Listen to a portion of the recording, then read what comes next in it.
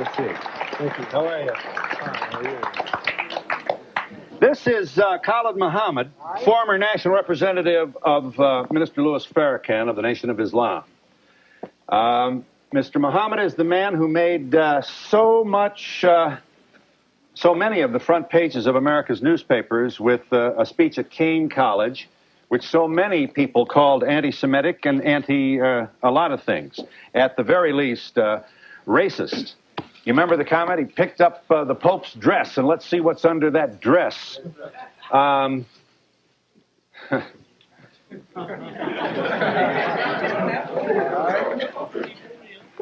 Here's what you said about Colin Ferguson, the man who shot a Jamaican black male who shot 6 people on the Long Island train. Mr. Muhammad speaks. Where they set black inmates up in these jails and penitentiaries, and in particular there in Nassau County, and pulled all the black officers out and the black inmates so they could jump on Brother Colin Ferguson because they were mad with him for catching the Long Island train and killing all them white folks. I love Colin Ferguson.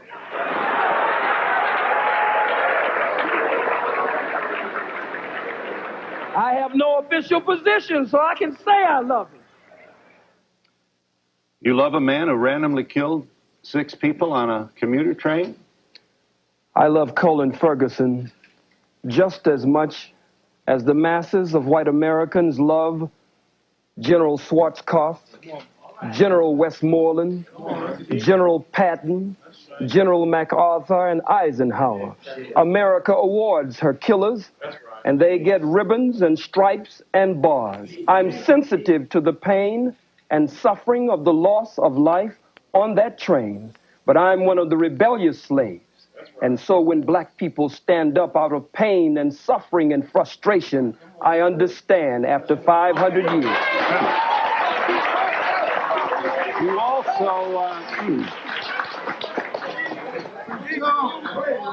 you talk about the response of some African Americans to, for example, the book which attempts to prove that the Jews are involved in the slave trade. I'd be happy to let them see that.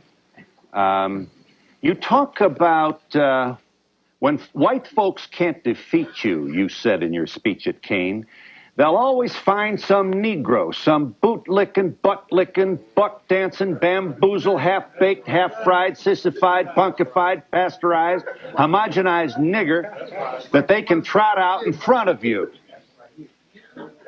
I would ask you, Mr. Muhammad, is Jesse Jackson a boot-licking, homogenized nigger?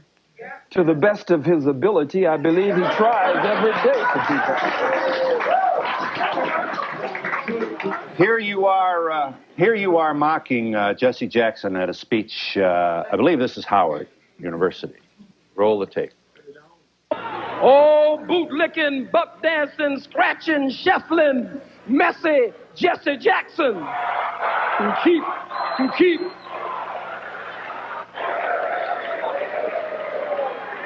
I am a somebody. I am a somebody who keep hope alive. I am a somebody. I don't rightly know who the hell I am, but I am somebody. Yeah. Are you an entertainer, or are you a committed person to black people? I'm so glad you asked that question. I believe that the liberation and salvation of the black nation must be brought about by black people gaining a thorough knowledge of self after our 500 to 6,000 year Holocaust, where we have lost over 600 million.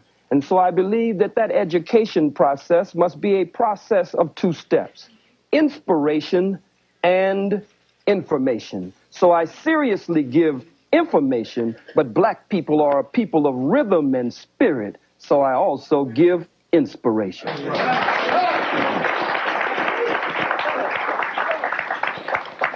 From your speech at Kane College in 1960, Chief Luthuli, the head of the ANC, received a Nobel Peace Prize, you reported to your audience, reminded them, for nonviolent struggle. Yeah. Just like Mandela just received it with F.W. de Klerk. How could you stand with your oppressor and your enemy and receive the Nobel Prize for nonviolent struggle? You do not support, then, Nelson Mandela's strategy in the struggle to free black people in South Africa? Let us first of all be very clear here, Phil. Nelson Mandela is my brother.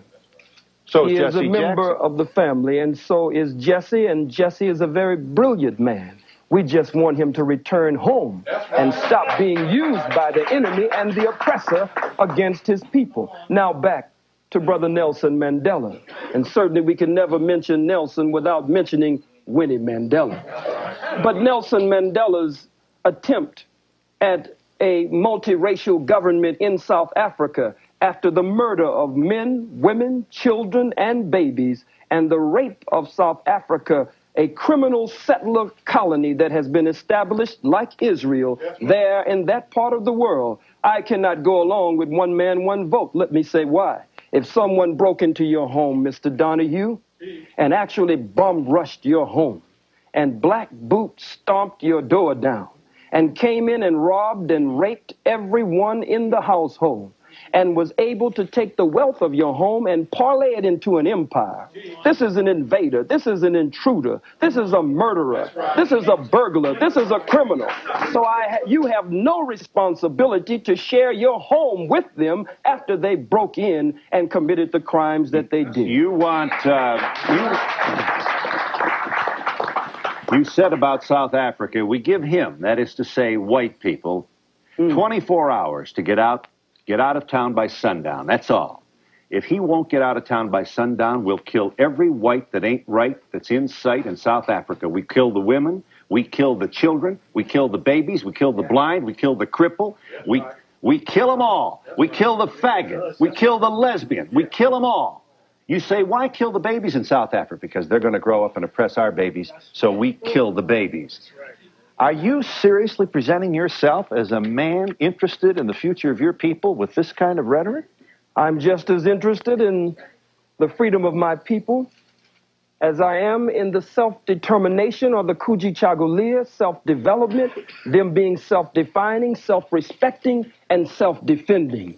If the white man has killed millions of our people, and you cannot deny the undeniable and indisputable and irrefutable truth, fact, proof, and history of their bloodshed there in South Africa, I said it would be merciful if they would leave. I don't agree with a government, a sham government. No man walks out of prison after 27 years and becomes the president unless there's a script and a plan behind the scenes to remove the economic sanctions from whites in South Africa, but no real plan for redistribution of the wealth. The Oppenheimers, the De Beers, and others there sucking the blood of our people. So I said, be merciful.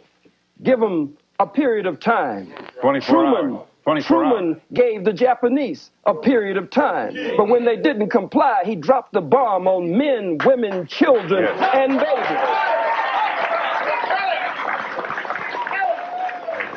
I make no apology for that statement. I believe that the invasion of South Africa was an act of unprovoked war, one nation against another nation, and nations must fight for the self-determination. They had no business there, Mr. Donahue. Yes. Would you like to see Aristide return to Haiti to his rightful, duly elected position as president? From what I have learned and studied of President Aristide, from what I can see and those I've been privileged to talk to who are close to him, he appears to be a very sincere man. He appears to be a man who really loves our people there and wants to see our people breathe free and correct the problems that colonialism and other disruptions is very definitely at the root of. However, Phil, I do not want to see my beloved brother, President Aristide, returned to Haiti by the power of a Bill Clinton.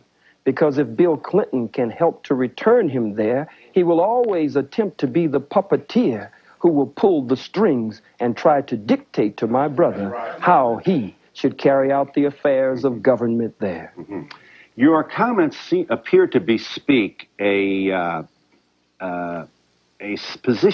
political position in which you have no interest at all in reaching out and hoping and working for a multiracial community of harmony and peace. Am I correct in saying you have forsaken that ideal? My arms are tired, Phil.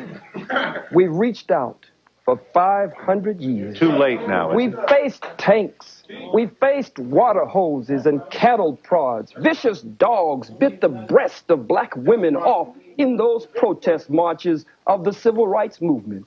Vicious four-legged dogs sicked on us by two-legged dogs, bit into the groin and the private parts of black men, women, and children. So, Mr. Donahue, I believe that the white man is absolutely disagreeable to live with in peace, and that no one has been able to get along with him nowhere on the face 196,940,000 square miles of the planet Earth.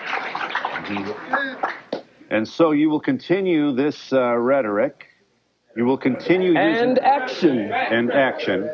Action. What kind of action? Strategy to affect what in the United States of America? Let's start with us. No wise general sits with a representative of the opposition to discuss battle strategy and battle plans before the entire world.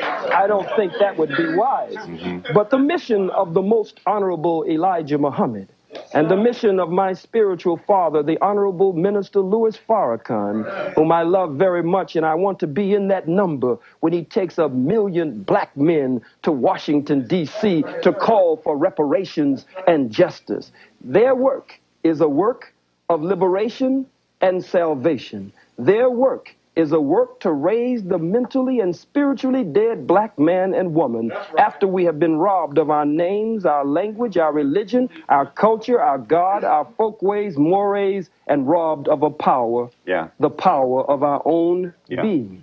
Lift up the Pope's skirt to see what's under there. This is high school stuff. Words like faggot. It's an immature sort of failure to really get out of the old Beavis Butthead kind of environment. Certainly you can't be proud of this kind of language that you use. Well, if it is high school, then the Bible, listen for a second, the Bible speaks of lifting up the skirts of the garment. Oh, I'm surprised that you feel it's a metaphor. It's symbolic language. I'm not at all interested in what is under the Pope's clothes. I'm not into that. It's a metaphor.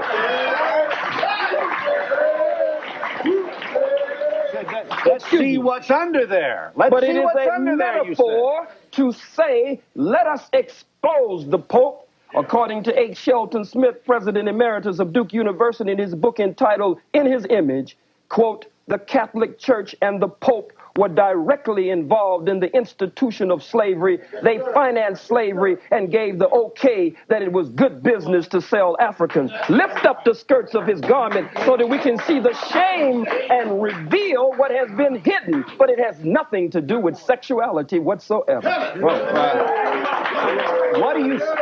What do you suspect has been hidden? I believe that it has been perpetrated. And why would we want to lift up his skirt to discover what it might be? Well, we're saying lift up the skirt again. I don't believe you're missing what I'm saying. Well, lifting up the skirt again, as the scripture says, raising the skirts of the garment. I'll say it once more for you, and only once more. Has to do with revealing the history, the hidden history. When you lift up someone's garments, then you show their shame. You show up their private parts, that which they normally hide from the rest of the world. I'm not dealing with organs under the garment. I'm dealing with the organ of slavery and those parts that have been kept private from the masses of the people. We are in New York City with Khalid Muhammad, and we'll be back in just a moment.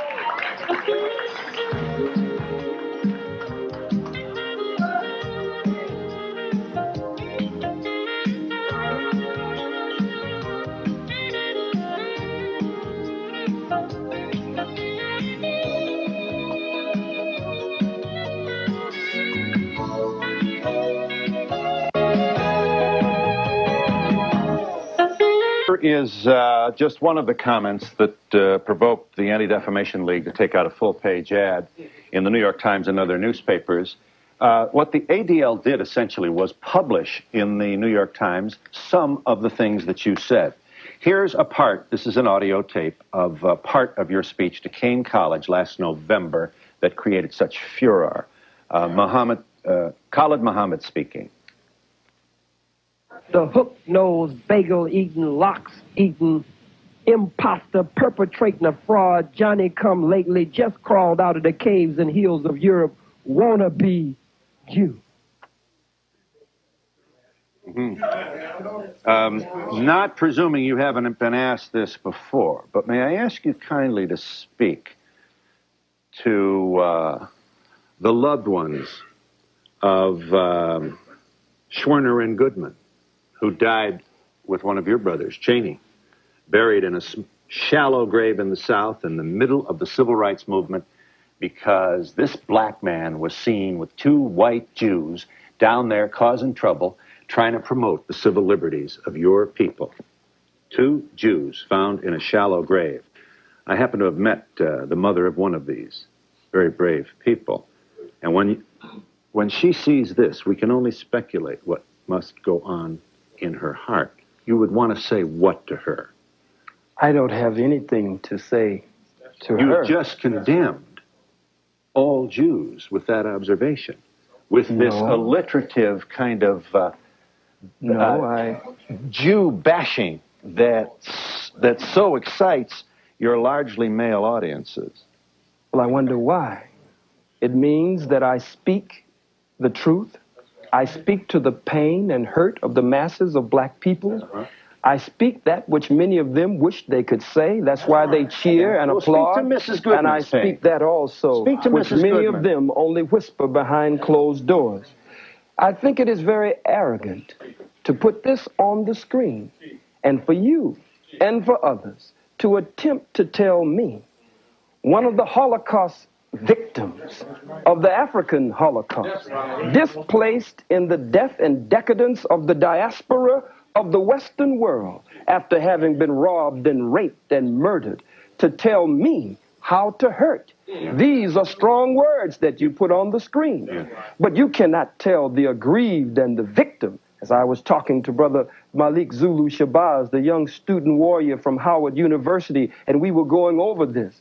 And we said, how do they expect to tell we who have suffered so much how we should speak? When you're hurt, you'll say faggot, you'll say cracker, but you don't want to give me time to say where these terms came from and how they apply to your people here in America. If it is true that I don't want to give you time to explain the etymology of these words, it is also true that you apparently don't want to respond to my question regarding the loved ones of two Jews who lost their lives to stop the diaspora of the black people. I don't know. Do you have any? I don't know why they were there, and you don't know why they were there.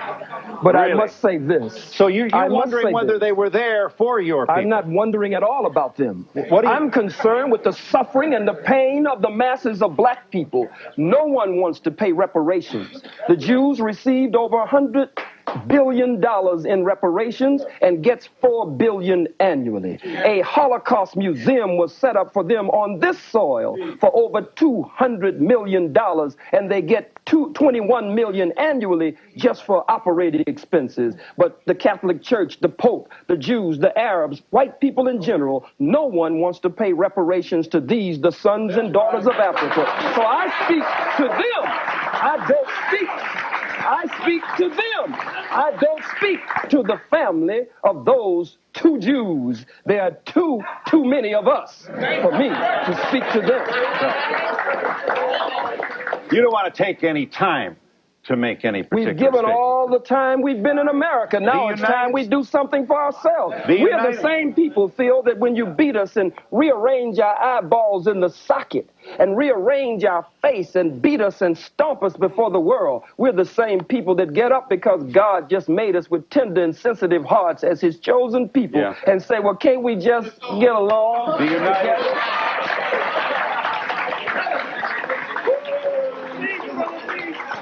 The United States House of Representatives, in an unprecedented action. I don't know whether there's a precedent for the U.S. House to take its time to debate and vote on the condemnation of a private citizen, but it has done that. 435 members of the House of Representatives debating the condemnation of Mr. Muhammad. Here are two members of the House on opposing sides. Calling for the censoring of Mr. Muhammad is Congressman Lantos, followed by Congressman Abercrombie, who makes a statement in behalf of free speech. Watch this, House of Representatives. On November 29, 1993, at Keene College in New Jersey, Mr. Khalid Mohammed, a senior representative of the Nation of Islam, delivered an outrageous and violent attack on the principles of racial, religious, and ethnic intolerance. His attempt to incite violence by preaching bigotry and hatred must be swiftly and forcefully condemned by this body. Governmental sanction against any speech, objectionable as it may be, is always suspect. The Constitution has proven to be our strongest safeguard against the Mohammeds of the world. Let us respect and revere the Constitution of the United States and vote down this resolution. Congressman Abercrombie's position did not carry. The final vote by the House of Representatives on the matter of condemning Mr. Muhammad was 361 yea, 34 nay. You have, sir, been condemned by the United States House of Representatives. I assume you are flattered by that action.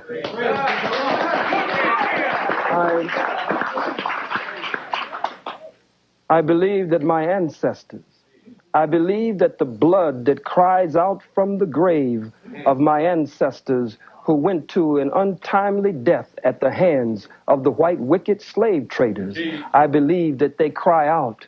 Their spirit is around me, and their spirit emanates from me. And I believe that as a righteous man of God, but as a freedom fighter and a revolutionary, it is one of the greatest honors that could be paid. And we'll be back in just a moment. To be a part of the audience, please send a postcard for free tickets to Donahue Tickets, care of NBC, 30 Rockefeller Plaza, New York, 10112. Remember, postcards only, please. Be sure to include your phone number with area code. Yes. I have one question for the white audience that's watching this. A lot of times they ask, what can they do to help the situation? And I feel that they should go over to their people and represent this issue the same way this brother puts his life on the line for us. They should be doing the same thing, because otherwise it's going to be a one-sided view. They need to reach their people as well. Yes. What I'd like to know is, what do they say to the KKK, the skinheads, the Nazis? They're so worried about this one brother. What about them? Well, I don't know whether you want to suggest that all white folks support the KKK. Well, enough of them do. Yes. Nobody says anything about what? Nobody disputes the facts or his facts. His facts are right and exact, and no scholar will debate Dr. Khalid, because Dr. Khalid is right. I'm going to answer that lady's question. Half of the white population does not support KKK. But this gentleman up here is throwing prejudice towards white people only, and it's unfair. Yes, sir. Yes, my thing is, if what he's saying is not true, let's bring somebody forward to prove him to be a liar. Muhammad, can you please tell me why it's blacks who are killing hundreds of thousands of blacks in Rwanda and other places? And can you please tell me why from Haiti, blacks from Haiti are just risking their lives to come here to the United States of America? I'll tell you if I get a chance. Black people have been robbed, as I said earlier, of a knowledge of self. And when you rob people, sir, of a knowledge of self, then it means that they start to take on the characteristics and the nature of their oppressor and their colonizer. And his mind, by automatic, systematic, remote control, rules in our people. He gives them the guns and the weapons and the drugs and the alcohol, the way you did our brothers, the red man and the red woman, brothers and sisters, the way you did our Latino brothers and sisters, and then you pit one against the other and then say, look at what these people are doing.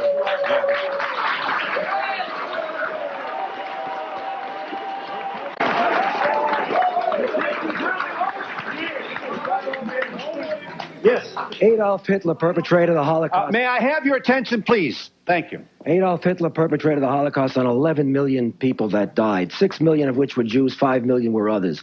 Am I to understand that you would very much support his way of doing things, and him for that matter? Sir, this is not reverse racism nor discrimination that you could tie into your statement on Hitler. If the slave master is whipping the slave and blood is running down the slave's back, and that's incidentally where the term cracker comes from the cracker man who had the crack of the whip on the slave's back. But if the slave takes the slave master's whip from him and starts whipping the slave master with his own whip, that is not reverse racism, that is not reverse discrimination, that is the slave getting out from under the yoke of bondage and oppression. I don't advocate what Hitler has done before the world. Hitler's struggle. I went to the Holocaust Memorial Museum and I tried to separate Hitler as a freak of nature from the rest of white people. But after all that we have gone through, I know that there's a little bit of Hitler in all white people and a lot of Hitler in And we'll be back in just a moment. Yes, to the Jewish brother up there. Well, not brother, but the Jewish man. What about Goldstein, who slaughtered 39 Palestinians and became a Jewish hero? Publicly, rabbis said what about the fingernails, Dr. Khalid? Said that the rabbi said that the fingernail of one Jew was worth more than all of the Arabs in the world. And the New York Times ran the lead story with the photo showing the Jews filing past his grave. Yes. They not only called him a hero, but a saint. Yes. May I make this point, Mr. Muhammad? The atrocity perpetrated by Goldstein was roundly and publicly condemned by the entire leadership of the Jewish community in America, as well as the leaders of the state of Israel. Let me ask you this. They publicly condemned that action, and I can't even get you to look into the camera and convey even the remotest notion that you have in your heart some love for two Jews who died trying to save black people in the South. I speak of You cannot get me to look into the camera and do that. Now, may I ask you to kindly speak to that? You cannot get me to look into the camera and show love for two Jews. I don't even know them. I live with this pain and suffering every day among my own people. Look at our babies. They're in the Oakland, in the Bay Area. They're watching Schindler's List. You have your Schindler's List, but for us, it's been a swindler's list because someone is attempting to steal our birthright. They stopped the movie. Take our babies out of the movie as though it's such a moral outrage. And then Spielberg comes in. The governor comes in. What about the statements of the Jew, Howard Stern, the comedian, Jackie Mason? What about Moshe Dayan? What about the fact that members of the Senate have made racist comments and Congress, and they were voting against me, but they were not brought up by their own colleagues in that so-called august body? Yeah. Hello. What I'd like to point out is just as you said that you can't judge all black people by one person, you can't judge white people by just Hitler. What you have to realize is that we're in a diverse nation, which is America, and we have a lot to learn from everybody in this room. I feel I do. From all black people, all white people, and anyone else who happens to be in this room with me. America's the first nation.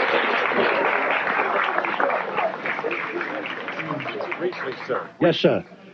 Mr. Muhammad, could you please tell me, does Islam believe in Judaism and Christianity?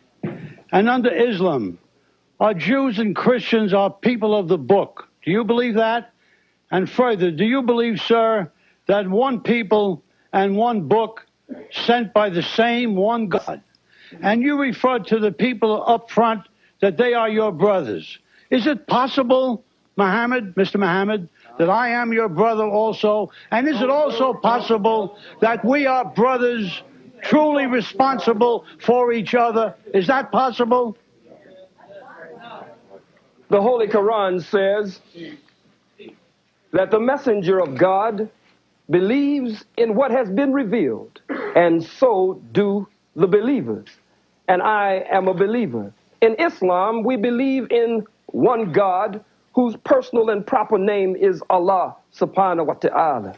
And that one God, we believe, sent all the prophets and the great ones in the great line of divine, and we believe in all of the revealed scriptures. I don't know you, sir. I could feel that if you were attempting to live according to the law of God, then you might be my brother in the faith, but not my brother by nature. That's right. Mr. Muhammad, are you aware, Mr. Muhammad, that the courts-martial system on or about or in or about World War II condemned many black sailors for their involvement in handling munitions, where many of them died as a result of their handling these munitions? Would you believe, Mr. Muhammad, that the Jewish war veterans that I'm proud to represent took this issue on, and we have condemned the United States Navy as it relates to the deaths of these sailors, and we have condemned them for their continuance dishonorable discharge of these black sailors? I ask you, Mr. Muhammad, what have you done on this specific issue? Well, it's kind of difficult to believe you on anything, but I would say this, that I do know that during that same war, that America was, as is today, so racist until the German officers, when they were captured, could eat in the same mess hall and have the same accommodations as the white American officers. But the black troops were segregated, couldn't come into that mess hall unless they were scrubbing the floors and washing dishes. So it was a white man honoring another white man, though one was American and one was German, and they were supposed to be enemies. There was still a tie that was able to bind the two together. And we'll be back in just a moment.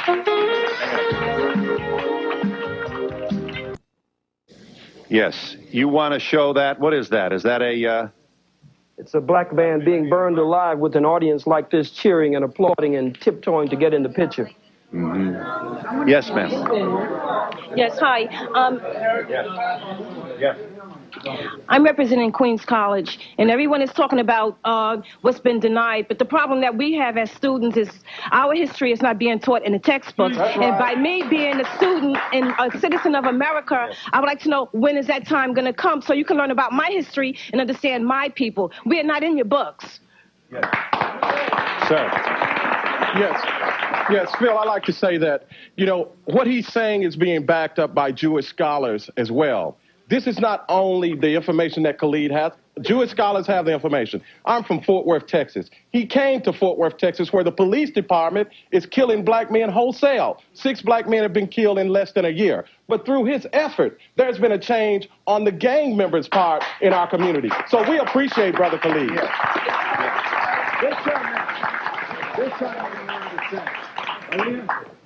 Yes, sir. Being an educated college person, I see that you can always bring up events like this where people have been killed in mass murders from all people. Let's learn off the past and not make high school comments like yours and put down Hitler-like manners and try to form peace and learn off the past and from the future. Sir, you wanted to say. Sir. Right here. Yes, sir. I'd like to see us lay to rest this whole notion of anti-Semitism. The one thing that is an incorrect statement. Because the whole idea of a Semites were people who lived in southwestern Asia, including Northeast Africa and the Arabian Peninsula, who spoke Ugaritic, who spoke Ge'ez, who spoke Ethiopic, spoke Hebrew, who spoke Arabic. Those are our people. We are a Semitic people. Therefore, we cannot be anti-Semitic. Ashkenazic Jews are calling us anti-Semitic. We cannot be anti-Semitic because we are the descendants of a Semitic people. Let's lay that to rest That was a weapon in the hands of the Jews since 1870. They used it against other people, but it doesn't work against people in Northeast Africa. Thank you. Beautiful. Sir, I get it. Let's just beautiful. I can't believe exactly what I'm hearing. We went to war in World War II to fight for the freedom of speech. We didn't fight for freedom of speech of hatred. Many of our members, I'm the National Commander of Jewish War Veterans, and over 50,000 of our men died fighting for your right to free speech here now. I don't understand why you come out with such hatred. Phil, excuse me. Phil. Mr. Muhammad. Sir. You make me sick to my stomach with that. Because at the same time that you were fighting, you were not fighting for the freedom and independence of black people. Soldiers, black soldiers in segregated companies lost their lives on foreign soil there, but would have to come back and fight just to get a bite to eat and not have to go to the toilet on the side of the road somewhere in the bushes. So you're nothing but hypocrites, and you won't pull that small-time stuff over on me.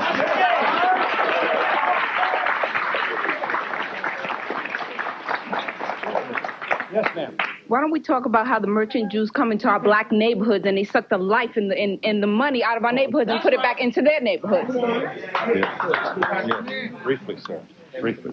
First of all, I'd like to say peace to all the gods and the earths and all the people that came here to represent. Brother Khalid is definitely a true warrior in the cause of black struggle. Right. What I'd like to say as a young black youth is that I feel that America has subjected me to a Holocaust. You understand? From all my ancestors all the way back to even right now, Rodney King, the brother in Staten Island, all we've been subject to is death and destruction here. And as far as Jewish people in the Bible, it say that you are of the synagogue of Satan. And I'd like to ask you people, why do you feel that you have cornered the market on sympathy, and why can't you feel the pain of the black Holocaust? Why do you think that when we say the black Holocaust that it's some blasphemous statement? I'd like for y'all to address that. Yes. All right. Beautiful. First of all, sir. Yes, first of all, with regard to the last speaker, the NAACP was partially founded by Jews. But now I'll get to my question. All right. Now let me just say one final point. Go ahead. Eldridge Cleaver once said, if you're not part of the solution, you're part of the problem. And I'd like to just end this show, hopefully, by some positive note and ask Khalid if perhaps he'd tell us what his real agenda is. Is it just to go out and try to talk about hating people, or are we going to have a race war, or are we going to have cooperation? We're going to try to work together. Yes, thank you for the question. I'll give you an opportunity to answer that question when we come back in just a moment.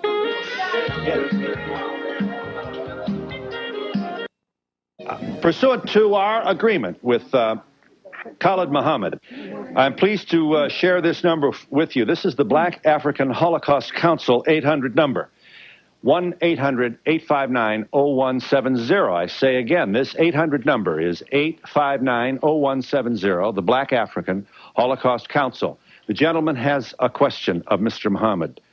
Are we going to preach hate? Are we going to have a race war? Where are we going, and what would you like to do to promote where you think we should go? We are taught by the Honorable Minister Louis Farrakhan to show courtesy, respect, and kindness, to be polite to all people as long as they are courteous, respectful, kind, and polite to us. But we must look at the fact that we don't teach hatred. Everywhere we go as black people, we face hatred. Look at it. Look at it. Angel food cake, white people say, is white. Devil's food cake, you say, is black. You wear white to weddings and black to funerals. Black ball, black male. You give us a blonde-haired, blue-eyed, pale-skinned, buttermilk complexion Jesus in contradiction to the black Jesus with nappy hair in the Bible. Our own babies, according to behavioral scientists, our baby girls, when confronted with choosing between a black doll and a white doll, there has been so much damage done. They choose the white doll and say the black doll. We are taught by the Honorable Minister Louis Farrakhan to show courtesy, respect, and kindness, to be polite to all people as long as they are courteous, respectful, kind, and polite to us. But We must look at the fact that we don't teach hatred. Everywhere we go as black people, we face hatred here nor anywhere in the world will impact. Stop fronting. Will impact on any white folks in this audience, on your job, in politics, in economics, in housing, in the society. We don't have the power to do that, so we cannot be racist. You know what I'm saying?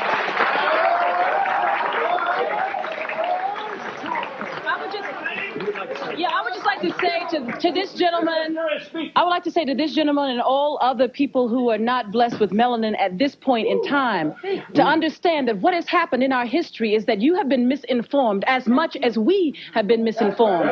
Much of the information that is brought forth, not only from Dr. Muhammad, but other areas, other scholars, are not available to you, as a sister said, in your curriculums that you have for 400 years when you did not allow us to read and write and was being hidden. Whether you, sir, personally did that or not, it was a legacy that was passed on to you. And I end by saying the Holocaust is simply the greatest atrocity on film.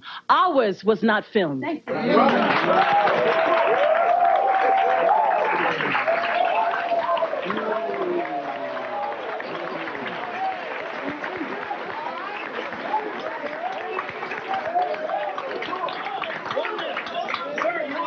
Yes.